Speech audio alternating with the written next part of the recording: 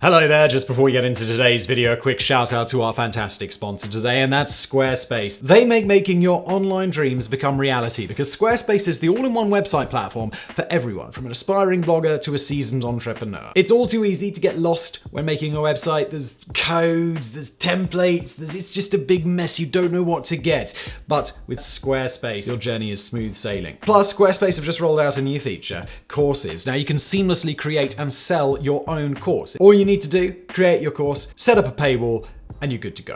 Now let's talk about Fluid Engine. It's not just a fancy name, it's a powerhouse for creativity. With Fluid Engine, you could design your site with ease. It's a next generation drag and drop. There's also extensions. They connect your website to third-party tools, adding a whole lot of extra functionality. Plus, email campaigns, collect subscribers, send them emails, increase sales. Boom. Why not? It's all possible with Squarespace. So when you're ready to dive into the Squarespace universe, go to squarespace.com for a free trial. And when you're ready to launch, go to squarespace.com/brainfood and use the code BRAINFOOD to snag a sweet 10% off your first purchase of a website or a domain. There's a link below. And now into today's episode. God, France, my son, Josephine.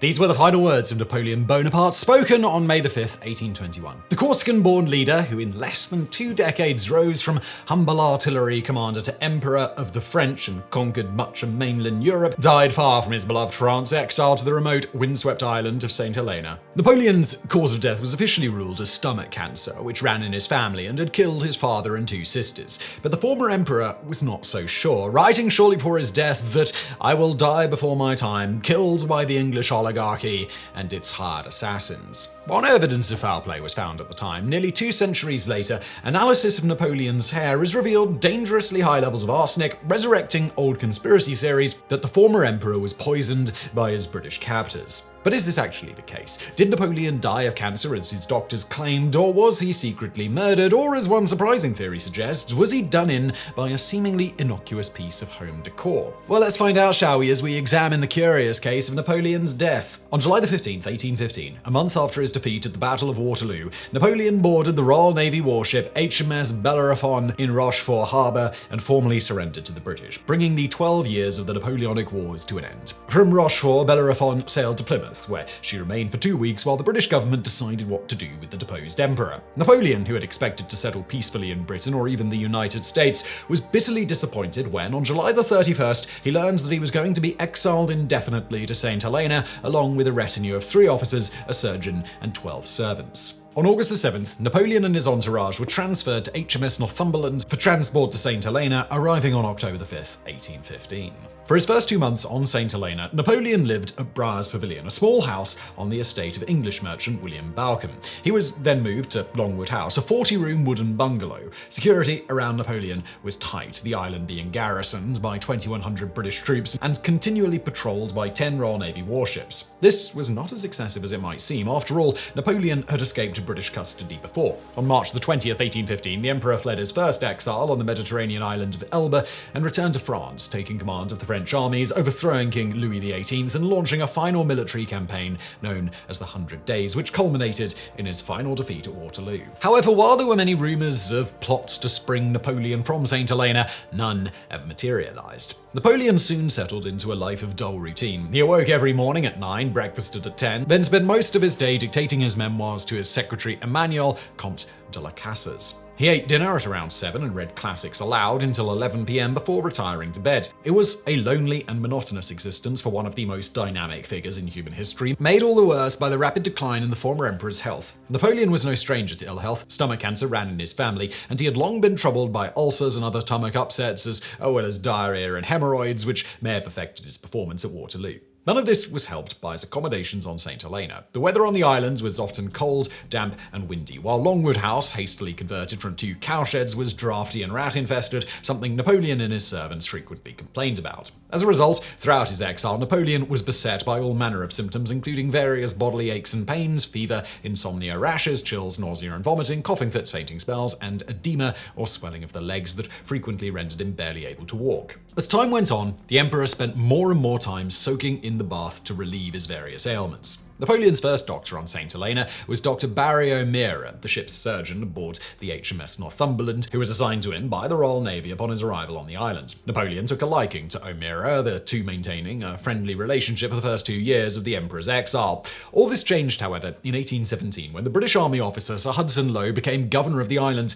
A staunch opponent of Bonapartism, Lowe had little sympathy for Napoleon and sought to make his exile as miserable as possible. Over the next 4 years, Lowe would confine Napoleon to the grounds of Longwood House, force him to pay for his imprisonment with imperial silver, limit his supply of firewood, and expel several members of his entourage from the island on suspicion of conspiracy. Lowe distrusted Dr. O'Meara not only because of his close relationship with Napoleon and allegiance to the Royal Navy, the army's perpetual rival, but because he had diagnosed the Emperor with hepatitis and publicly decried his accommodations at Longwood as unhealthy. Lowe, convinced that Napoleon was malingering in order to engineer an escape, had O'Meara court-martialed on trumped-up charges of conspiring against the government and sent back to Britain in disgrace. In his place, Lowe appointed Dr. John Veerling, an army surgeon, but Napoleon refused to be treated by him. Veerling was thus replaced by naval surgeon Dr. Don Stocko, who, to Lowe's chagrin, confirmed O'Meara's diagnosis of hepatitis. Medicine at the time was still dominated by the ancient theory of the four humours, which held that the body was governed by four fluids or humours: blood,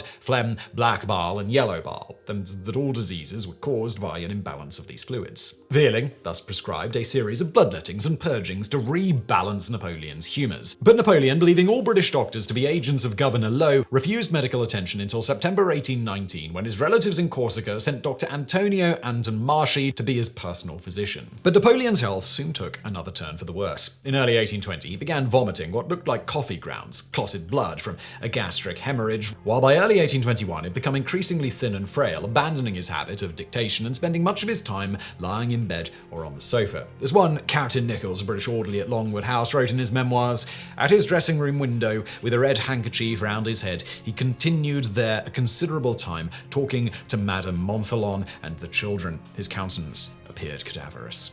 By March of that year, Napoleon was confined to bed, whereupon he finally consented to be treated by Dr. Archibald Arnott, a surgeon in the British 20th Regiment of Foot. Though Napoleon was now suffering from amoebic dysentery and severely dehydrated, Arnott subjected him to a punishing regimen of the purgatory antimony potassium tartrate, known at the time as tartar emetic, dissolved in lemonade, a treatment which left Napoleon writhing on the floor in agony. Realizing the end was near, a frail and bedridden Napoleon dictated his last will and testament, bequeathing some 6 million francs to various beneficiaries and requesting that, quote, "My ashes rest on the banks of the Seine in the midst of the French people, whom I have loved so well." On May 5, 1821, Dr. Arnott administered 10 grains, or 640 milligrams, of the laxative calomel, aka mercuric chloride, whereupon Napoleon slipped into unconsciousness. He never awoke, murmuring a few delirious words before finally expiring at 5:49 p.m.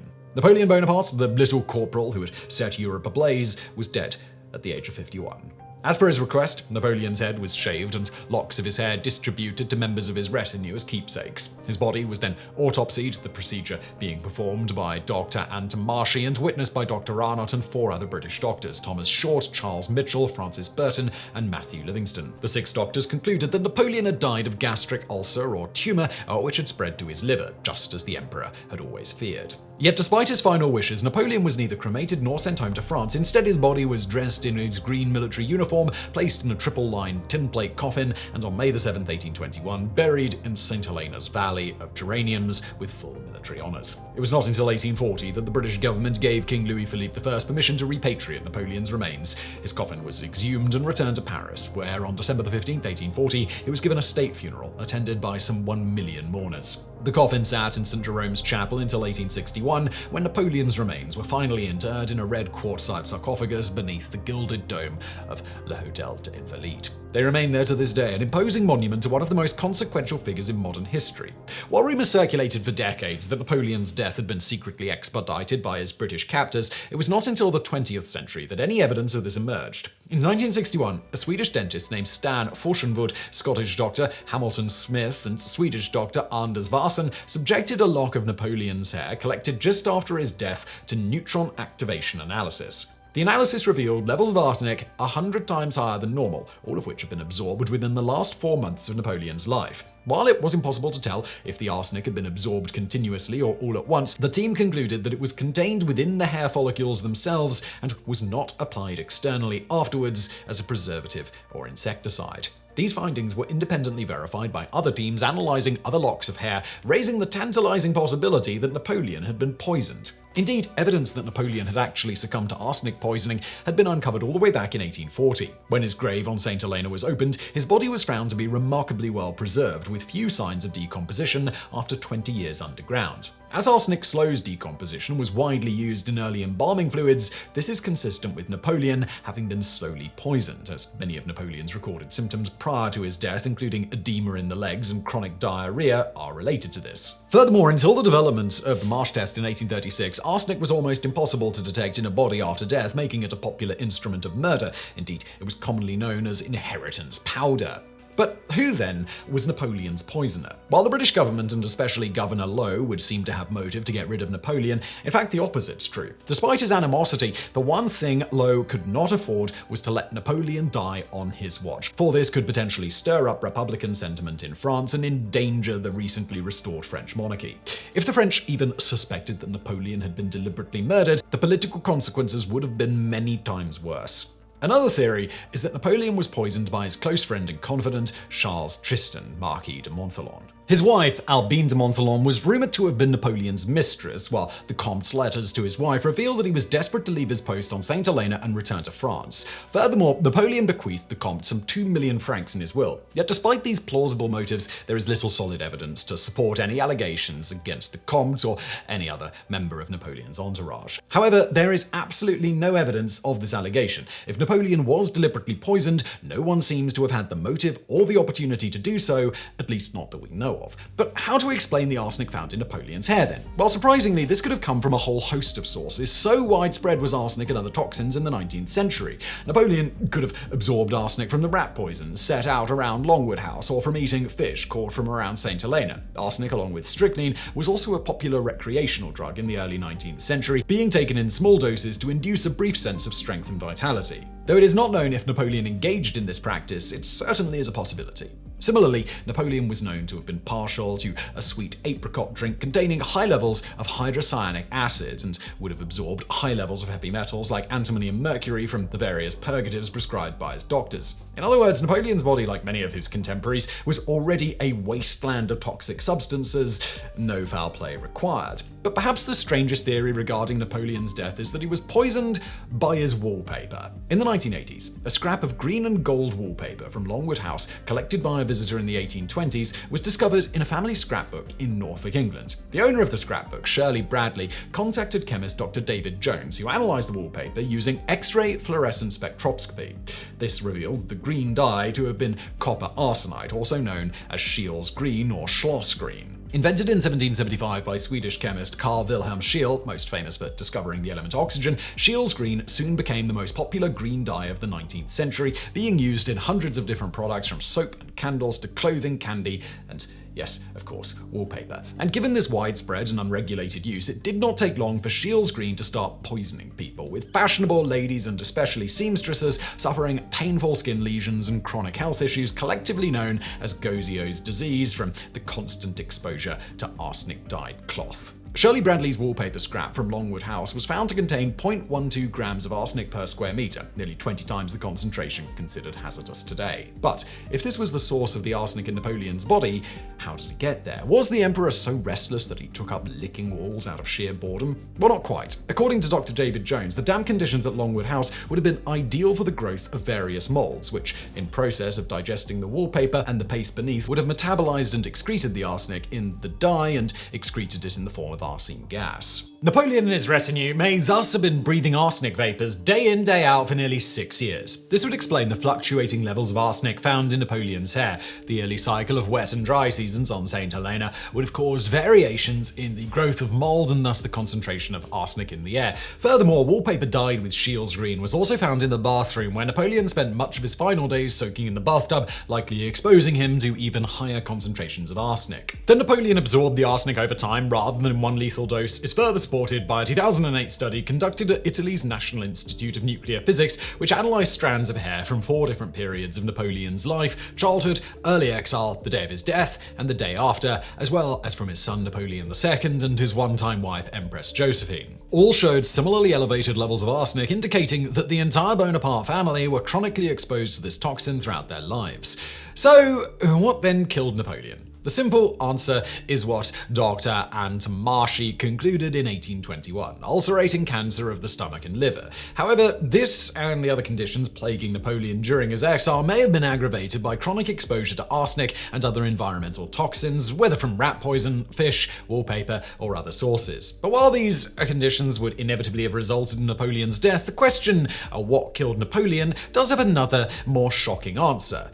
And that's his doctor. The 10 grains of calomel administered by Dr. Arnott just prior to Napoleon's death was 5 times higher than the maximum recommended dose. According to a 2004 study published in the Journal of the Royal Society of Medicine, the extreme dehydration caused by amoebic dysentery and endless rounds of purgatives would have left Napoleon with a dangerous electrolyte imbalance. A high dose of calomel would have been more than enough to finish him off, inducing death by cardiac arrest. So in the end, Napoleon was probably poisoned by his captors, just not intentionally, and while the toxic decor of Longwood House was probably not the primary cause of Napoleon's untimely death, it does give a new meaning to Oscar Wilde's infamous last words spoken 80 years later: "The wallpaper and I are fighting a duel to the death.